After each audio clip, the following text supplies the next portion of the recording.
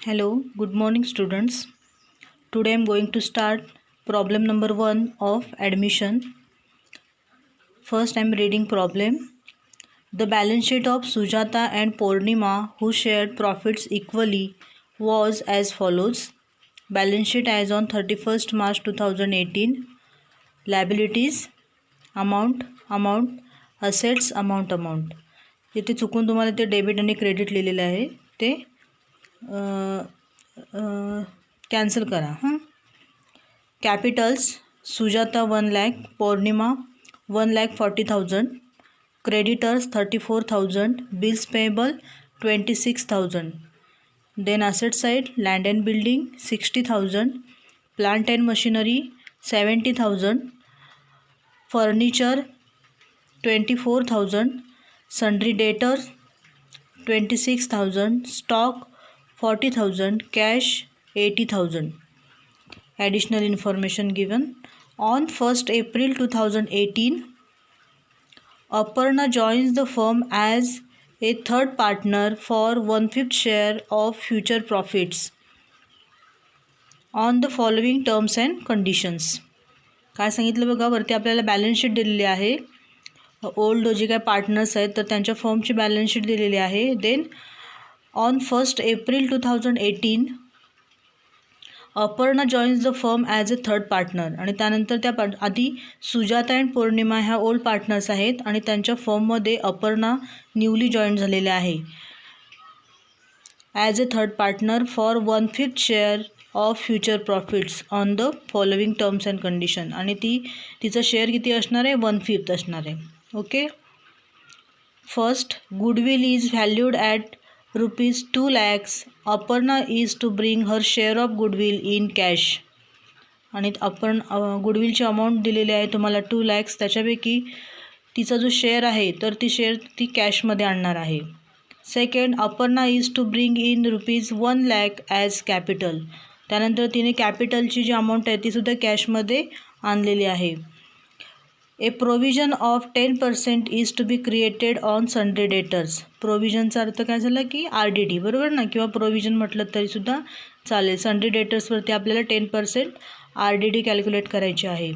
Land and building is to be valued at ₹80,000.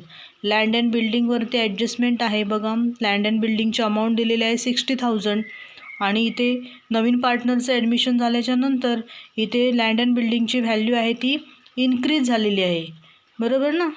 ते कसं ते मी तुम्हाला सांगते.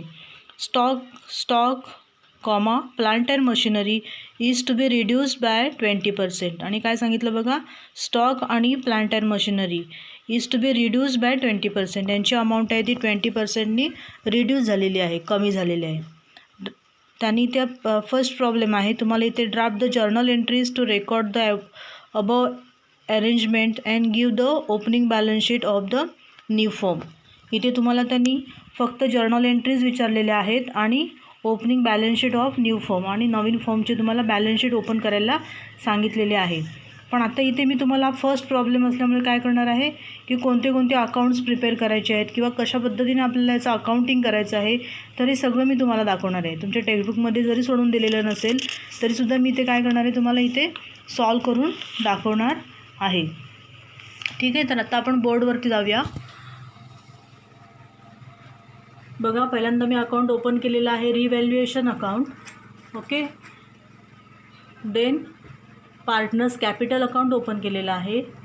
त्यानंतर कॅश अकाउंट ओपन केलेलं आहे आणि लास्ट बॅलन्स शीट ओपन केलेली आहे. ओके. बॅलन्स शीटची डेट लिहित असताना बॅलन्स शीट ॲज ऑन ज्या तारखेला नवीन पार्टनर त्या फर्ममध्ये जॉईन झालेला असतो ती तारीख आहे ती तुम्हाला इथे लिहायची असते.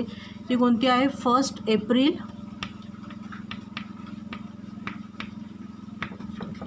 एप्रिल 2018.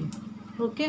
तर अशा पद्धतीने इथे मी तुम्हाला प्रॉब्लेम इथे सॉल्व केलेला आहे. पहिल्यांदा आपण बघूया स्टेप वाईज आपण प्रॉब्लेम कसा सोडवायचा ते मी तुम्हाला सांगते.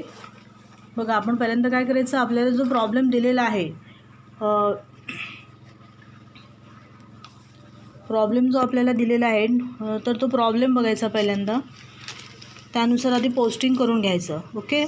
बघा, पहिल्यांदा कॅपिटल्स दिलेले आहेत सुजाता अँड पौर्णिमा. सुजाता आणि पौर्णिमाचे कॅपिटल्स दिलेले आहेत. कॅपिटल्स आपण कुठे त्याचं पोस्टिंग करणार आहे तर पार्टनर्स, बघा पार्टनर्स कॅपिटल अकाउंटच्या क्रेडिट साईडला बाय बॅलन्स ब्रॉट डाऊन दिसते का पहिलंच, बघा इथे बघा पार्टनर्स कॅपिटल अकाउंटच्या क्रेडिट साईडला बाय बॅलन्स ब्रॉट डाऊन सुजाताच्या कॉलममध्ये एस लिहिलं आहे कारण जागा कमी आहे. एस म्हणजे सुजाताच्या कॉलममध्ये लिहिलेलं आहे 1 लाख आणि पौर्णिमाच्या कॉलममध्ये लिहिलेलं आहे 1,40,000. ओके. देन नेक्स्ट टेक्स्टबुक समोर ठेवा म्हणजे तुम्हाला कळेल मी काय सांगते ते. त्यानंतरचं पहिलं आपण पोस्टिंग केलं कॅपिटलचं पोस्टिंग कुठे करायचं, पार्टनर्स कॅपिटल अकाउंटच्या क्रेडिट साईडला बाय बॅलन्स ब्रॉट डाऊन. अपर्णाच्या कॉलममध्ये डॅश कारण तिचं काही कॅपिटल नाही आहे, हे ओल्ड पार्टनर्स आहेत त्यामुळे त्यांचंच फक्त पोस्टिंग इथे आपण केलं. त्यानंतरचं बघा क्रेडिटर्स, लॅबिलिटी साईड बघतोय आपण बॅलन्स शीटमधली. क्रेडिटर्स कुठे येतात तर क्रेडिटर्स बॅलन्स शीटच्या लॅबिलिटी साईडला जशा आहेत तसेच लिहून ठेवायचे आहेत. क्रेडिटर्स 34,000 दिसत आहेत. मी नवीन बॅलन्स शीट जे ओपन केलेले आहे तर त्याच्या लॅबिलिटी साईडला लिहिले creditors 34,000. Then bills payable, it is also liabilities. Liability साईडला बिल्स पेएबल 26,000 बघा मी तिथे लिहिलेलं आहे. ओके. देन आता आपल्या प्रॉब्लेममधल्या असेट साईडला यायचं. असेट साईडला पहिलं आयटम आहे लँड अँड बिल्डिंग. आता नेहमीप्रमाणे ज्या आयटमला ॲडजस्टमेंट आहे त्यांना टिक करून घ्यायचं. आता बघा लँड अँड बिल्डिंगवरती ॲडजस्टमेंट आहे, स्टॉकवरती आहे, प्लांट अँड मशिनरीवरती आहे आणि डेटर्सवरती आहे. चारही आयटमला टिक करून घ्यायचं. त्यानंतर बघा आता लँड अँड बिल्डिंग ॲडजस्टमेंट आहे म्हणून इनरला लिहिले 60,000 दिसतात का बघा. त्यानंतर प्लांट अँड मशिनरी ॲडजस्टमेंट आहे बघा, प्लांट अँड मशिनरी 70,000 इनरला लिहिले. तुम्ही जरा तुमच्या बुकमध्ये व्यवस्थित इनर आउटर दोन्ही कॉलम तयार करा. त्यानंतर फर्निचर हे सुद्धा असेट आहे. हे सगळे असेट साईडला आहेत ते सगळे असेटच आहेत बरोबर ना. फर्निचरवरती ॲडजस्टमेंट नाही, आउटरला लिहिले 24,000 दिसतंय. त्यानंतर बघा सन्ड्री डेटर्स, इनरला लिहिले सन्ड्री डेटर्स 26,000. ॲडजस्टमेंट आहे खाली एक लाईन सोडून द्यायची ब्लँक. त्यानंतर स्टॉक ॲडजस्टमेंट आहे 40,000 स्टॉक लिहिले इनरला. कॅश, आता कॅश आहे ते डायरेक्टली आपण मी काय तुम्हाला सांगितलं कॅश आहे ते डायरेक्टली बॅलन्स शीटला लिहू नका. आपण काय करणार आहोत सेपरेट कॅश अकाउंट आहे ते ओपन करायचं आहे. कळलं. कॅश अकाउंट का ओपन करायचं तर डायरेक्टली आपल्याला कॅशवरती जे ॲडजस्टमेंट आहे तर त्याचं डायरेक्ट कॅल्क्युलेशन आपल्याला जमणार नाही. मग त्यासाठी आपण काय करायचं कॅश अकाउंट एक छोटंसं 4-5 लाईन्सचं ओपन करायचं. मग बघा आता इथे मी कॅश अकाउंट ओपन केलेलं आहे. Cash account debit credit particulars amount. Okay. बघा आता इथे बॅलन्स शीटमध्ये जो दिलेला आहे ना कॅश 80,000 हा कॅशचा बॅलन्स आहे, ओपनिंग बॅलन्स. म्हणून मी लिहिलं बघा इथे लिहिलं आहे बघा टू बॅलन्स ब्रॉट डाऊन 80,000 बरोबर ना. कॅश अकाउंटचा बॅलन्स नेहमी डेबिट बॅलन्स असतो, कॅपिटलचा बॅलन्स नेहमी क्रेडिट असतो म्हणून क्रेडिटला लिहिलं. आता इथे कॅश अकाउंटचा डेबिट बॅलन्स असतो म्हणून मी इथे लिहिले to balance brought down 80,000. Okay.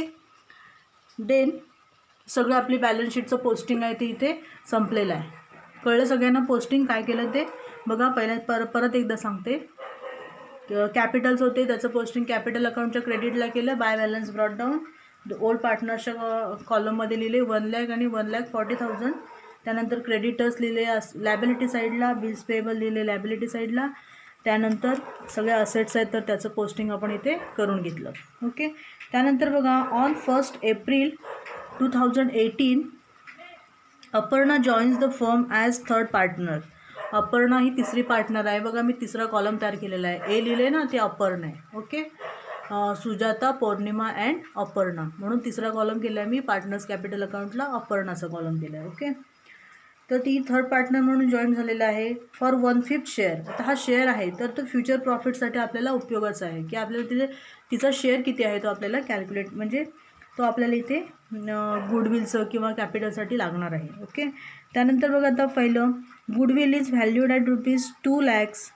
गुडविलची amount किती आहे, व्हॅल्यू किती आहे 2 lakhs आहे. Aparna is to bring her share of goodwill in cash. बघा आता 2 lakhs आणि तिचा शेअर किती आहे 1/5. 2 lakhs × 1/5 किती येतो. काय केलं बघा 2 lakhs गुडविलची अमाऊंट आहे. बघा इथे 2 lakhs ही गुडविल आहे × 1/5 हा तिचा शेअर आहे बरोबर ना. किती येईल तिच्या गुडविलची अमाऊंट किती येईल 40,000 बरोबर ना. तरी 40,000 जी अमाऊंट आहे तर तिने काय केलेलं आहे ती गुडविल कॅशमध्ये आणलेलं आहे. म्हणून बघा इथे मी कॅश अकाउंटच्या डेबिट साईडला लिहिलं टू गुडविल अकाउंट 40,000 बरोबर ना. कॅशमध्ये आणलेलं आहे गुडविल म्हणून कॅश अकाउंटच्या डेबिटला टू गुडविल अकाउंट 40,000. आता हे गुडविल आहे तर ते कोणी आपण तुम्हाला आधी सांगितलं की गुडविल आहे ते ओल्ड पार्टनर्सने क्रिएट केलेलं आहे आणि त्यामुळे ते 40,000 जी अमाऊंट तिने आणलेली आहे ते काय करणार आहेत साहजिकच काय करणार आहेत ते ओल्ड पार्टनर जे आहेत तर ते त्याच्या रेशोमध्ये डिस्ट्रीब्यूट करून घेणार आहे. त्यांचा रेशो किती दिलेला आहे प्रॉब्लेमच्या सुरुवातीला सांगितलेलं आहे बघा इथे who share profits equally was as follows बरोबर ना.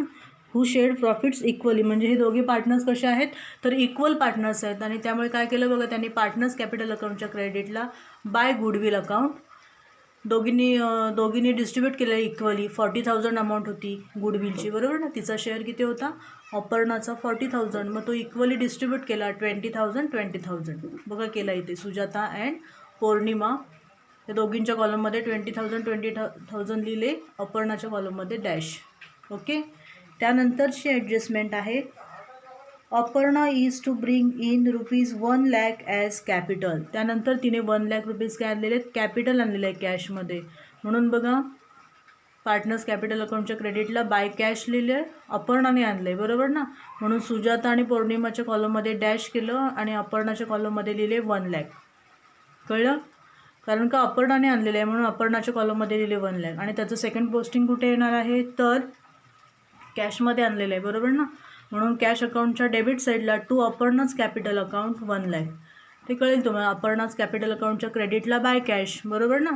म्हणून मग कॅश अकाउंटच्या डेबिटला टू अपर्णाच कॅपिटल अकाउंट 1 lakh हे त्याचं सेकंड पोस्टिंग झालं. ओके. कॅपिटल कॅशमध्ये आणलं असेल तर अशा पद्धतीने आपल्याला त्याचं पोस्टिंग करावं लागेल.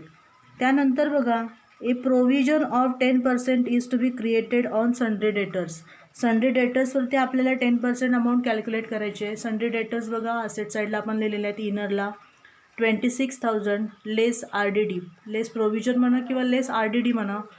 किती पर्सेंट आहे 10%. 10% म्हणजे 1 0 हाईड करायचा 2,600 लेस केले की आउटरला किती येतील 23,400.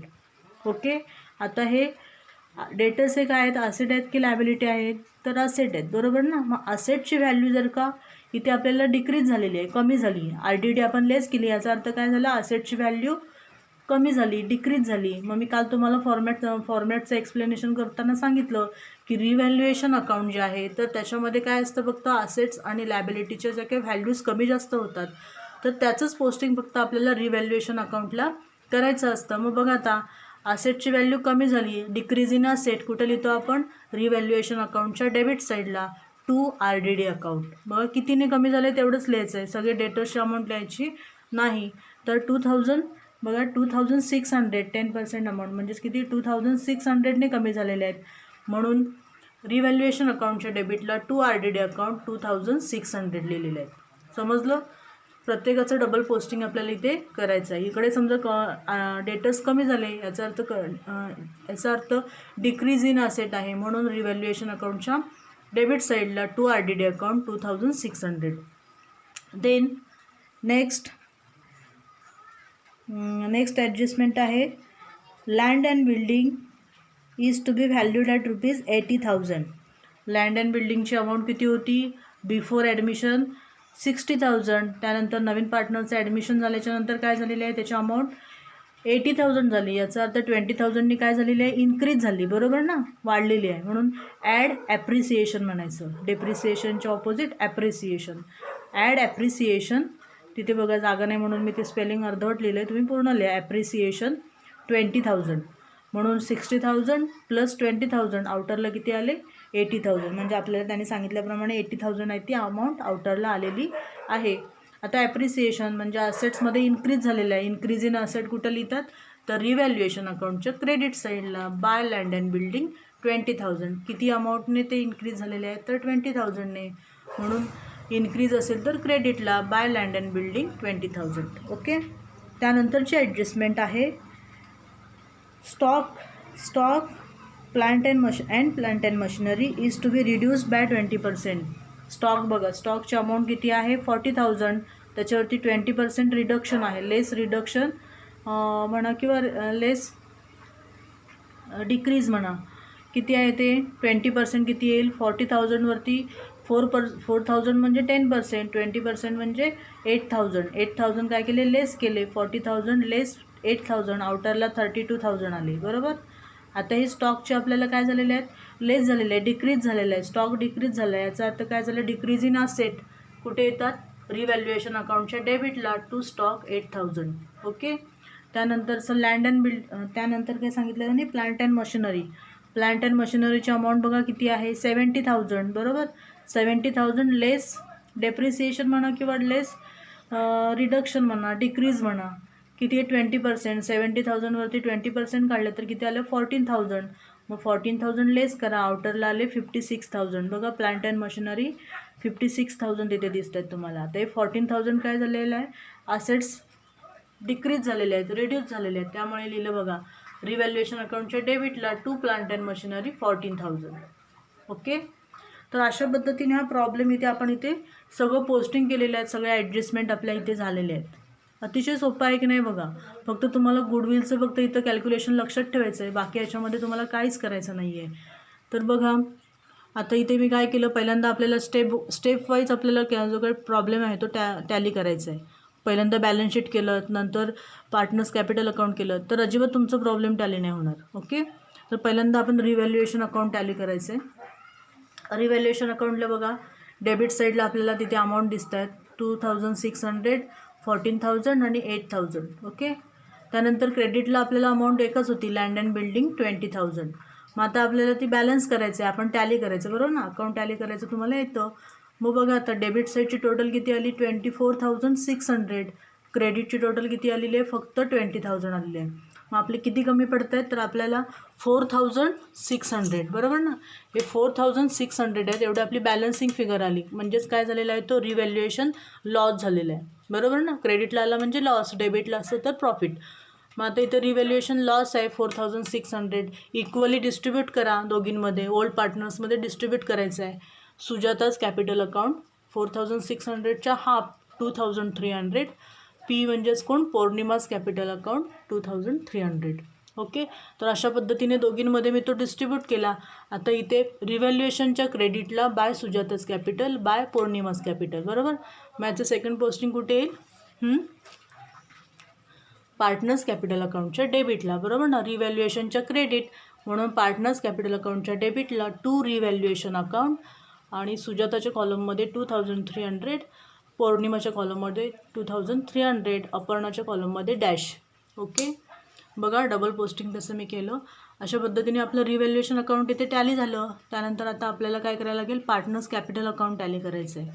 बघा पार्टनर्स कॅपिटल अकाउंट टॅली करून घ्या.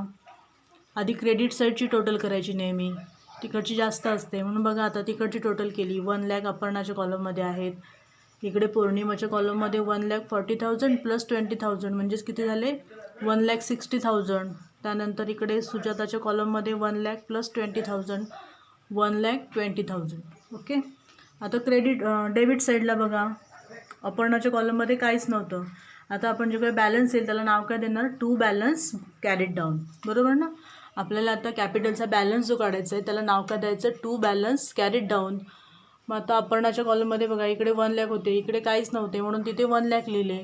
त्यानंतर पौर्णिमाच्या कॉलममध्ये इकडची टोटल किती होती क्रेडिटची टोटल होती 1,60,000, डेबिटची किती होती फक्त 2,300. ते मायनस केले की किती आली बॅलन्सिंग फिगर 1,57,700. त्यानंतर सुजाताची टोटल किती 1,20,000, त्याच्यातून मायनस केले 2,300, बॅलन्स किती आला 1,17,700. ओके. तर आता ही जी काही टू बॅलन्स कॅरीड डाऊन आहे तर हा बॅलन्स आपल्याला कुठे कॅरी फॉरवर्ड करायचा आहे तर आपल्याला बॅलन्स शीटच्या लायबिलिटी साईडला. बरोबर ना. तो जो बॅलन्स आहे पार्टनर्स कॅपिटल अकाउंटचा तो आपण इथं बॅलन्स शीटच्या लायबिलिटी साईडला घेतले. बघा सुजाता 1,17,700, पौर्णिमा 1,57,700, अपर्णा 1,00,000. ओके. आउटरला त्या तिघांची टोटल घेतली 3,75,400. ओके. त्यानंतर आता बॅलन्स शीट आपल्याला टॅली करायची आहे, पण आपल्याला आधी कॅश अकाउंट टॅली केल्याशिवाय बॅलन्स शीट टॅली करता येणार नाही, कारण का आपल्याला कॅशचा बॅलन्स आहे तो आपल्याला इकडे असेट साईडला घ्यावा लागेल, बरोबर ना. त्यानंतरच तो प्रॉब्लेम टॅली होईल. मग बघा आता कॅश अकाउंटच्या डेबिट साईडलाच 3 आयटम जे आहेत तर कॅश अकाउंटच्या डेबिटलाच आहेत. मग क्रेडिटला काहीच नाही आहे. बघा टोटल किती झाली 2,20,000. मग तेवढेच आपल्याला आता क्रेडिटला घ्यायला लागतील. बाय बॅलन्स कॅरीड डाऊन म्हणून काय केलं मी, क्रेडिटला एकही आयटम नाही आहे म्हणून बाय बॅलन्स कॅरीड डाऊन 2,20,000. अशा पद्धतीने आपल्याला कॅश अकाउंट काय झाला टॅली झाला. आता हा जो बॅलन्स कॅरीड डाऊन आलेला आहे तो आपल्याला कुठे घ्यायचा आहे, बॅलन्स शीटच्या असेट साईडला. इथे लिहिलं कॅश 2,20,000, बरोबर ना. तर अशा पद्धतीने आता तुमचा प्रॉब्लेम इथे टॅली होऊ शकतो. बघा आता लॅबिलिटी साईडला तुम्हाला 3 आयटम्स दिसत आहेत आणि इकडे क्रेडिट असेट साईडला तुम्हाला इथे सर्व आपण पोस्टिंग कसं केलं ते मी तुम्हाला सांगितलं. कॅशचा बॅलन्स लिहिला की तुमचा प्रॉब्लेम आहे तो 4,35,400ला इथे टॅली होतो. आता अशा पद्धतीने तुम्ही प्रॉब्लेम काय करा, आधी हा सगळा लिहून घ्या, सॉल्व करा आणि त्यानंतर बुकमध्ये तुम्हाला जर्नल एंट्रीज दिलेल्या आहेत तर त्या जर्नल एंट्रीजसुद्धा तुम्हाला इथे सॉल्व करायचे आहेत. तर आज हा सगळा प्रॉब्लेम कंप्लीट करायचा, नोटबुकमध्ये सगळं लिहून काढायचा आणि त्यानंतर जर्नल एंट्रीजसुद्धा त्याच्या करायच्या आणि नंतर मला त्याचं कोणी कोणी कंप्लीट केले ते मला सांगायचं. ओके, थोडं समजून घ्या, सोपं आहे. ओके.